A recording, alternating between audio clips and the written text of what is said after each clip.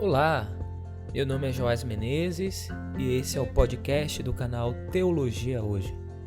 Eu convido você para tomar mais um café com a Bíblia. Esse é o 33º episódio de 2021, o 10º episódio da série Eclesiastes para a Vida. Pegue a sua Bíblia e a sua xícara.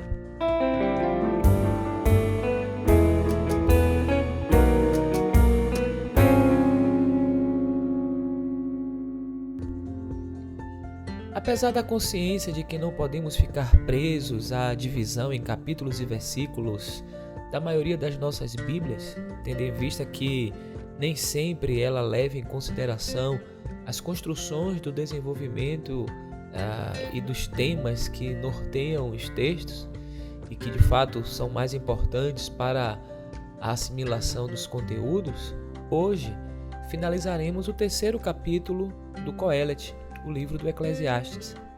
Abra a sua Bíblia em Eclesiastes capítulo 3, nós leremos dos versículos 18 ao versículo 21. Diz assim: Em relação aos filhos do homem, murmurei, Deus os escolheu, embora sejam semelhantes aos animais, pois o que acontecer a um ou outro conduz ao mesmo resultado, sendo a morte de um igual ao do outro, tendo ambos o mesmo espírito, sendo nula a superioridade do homem sobre animais, pois tudo é vão e fútil. Ao mesmo destino se encaminham, tendo vindo do pó e a ele retornado. Quem pode afirmar que o espírito do ser humano ascende ao alto e o dos animais desce à profundeza ou à profundidade da terra? Compreendi que, para o homem, nada há de melhor que alegrar-se com seus feitos, pois é isto que lhe cabe, e quem lhe poderá fazer perceber o que acontecerá depois dele? Há um salmo que faz uma afirmação correlata à do Eclesiastes.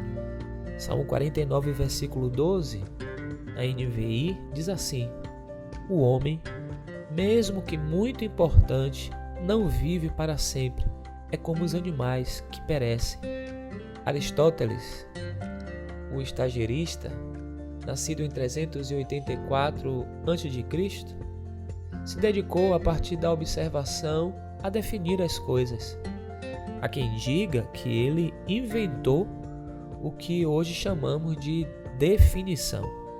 Para chegar à definição que nos interessa, para Aristóteles, o homem é um animal racional.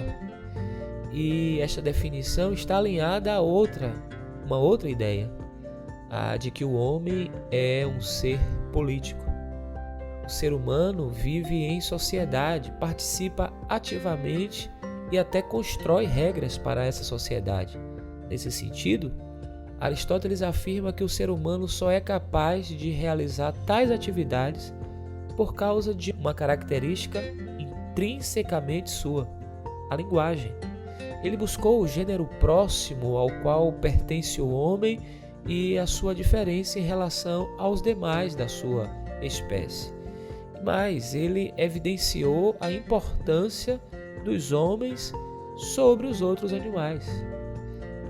A habilidade de classificar as coisas presente na cuidadosa análise da vida, feita pelo pensador Aristóteles, fez com que ele categorizasse os animais como sendo racionais e irracionais. Nesse caso, o homem é um animal racional. Não sei você, mas tem muita gente que tem resistência a esse tipo de categorização dos homens, de afirmar que são animais racionais. Não pelo racional, e sim por dizer que o homem é um animal.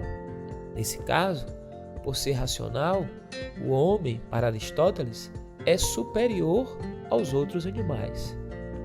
Será, para o Coelete, a superioridade do homem sobre a besta é nula. Tudo é ilusão, ou seja, a morte nivela tudo, homens e bestas. Por que eu uso agora a palavra bestas? é porque no hebraico a palavra que aparece no texto é behemar, que pode ser traduzida por besta, animal e até gado. O Kohelet é ambíguo em relação às suas percepções sobre a vida.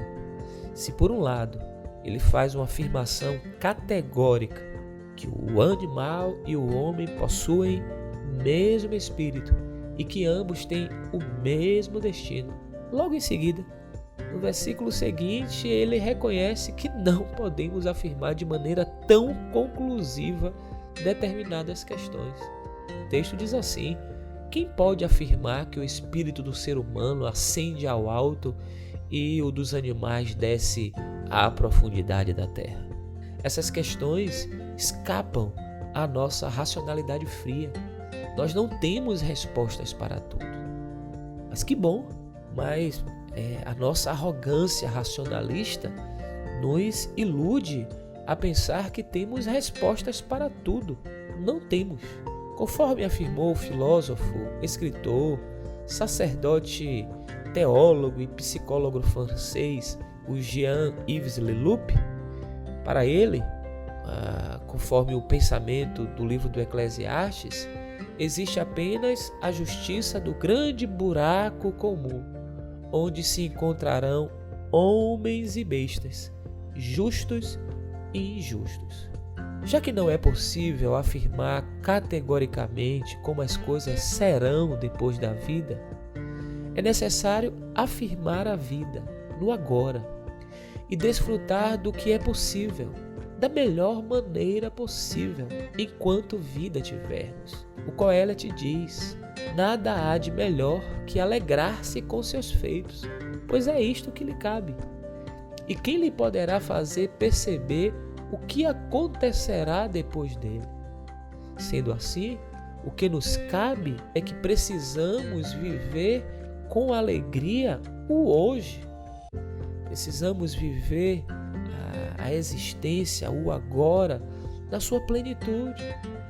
E aí você pode perguntar, mas e o depois? Para o Kohelet, não é possível fazer afirmações definitivas sobre o depois. Por isso, concluo com o pensamento de Sêneca, filósofo estoico, nascido no ano 4 a.C. e que morreu em 65 d.C. Ele disse o seguinte: apressa-te a viver bem e pensa que cada dia é por si só uma vida. Eu vou repetir. Apressa-te a viver bem e pensa que cada dia é por si só uma vida. Se você ouviu esse podcast até aqui e se ele foi relevante para você, compartilhe o link com seus familiares e amigos. Siga o nosso podcast na plataforma de sua preferência: Spotify, Deezer, Google Cast, Apple Cast e demais. Ouça os episódios anteriores. Se você ainda não é assinante do nosso canal no YouTube, torne-se assinante ainda hoje. www.youtube.com/teologiahoje. E o recado que a gente sempre dá ao final dos nossos podcasts: mesmo que você já tenha tomado a vacina, continue tomando todos os cuidados. Ainda estamos numa pandemia, vai passar, mas ainda não passou. Que a bênção do Eterno, que enriquece e não acrescenta dores, seja sobre a sua vida, os seus familiares e amigos. É a oração que faço, por Cristo Jesus nosso Senhor. Amém. Até o próximo Café com Amigo.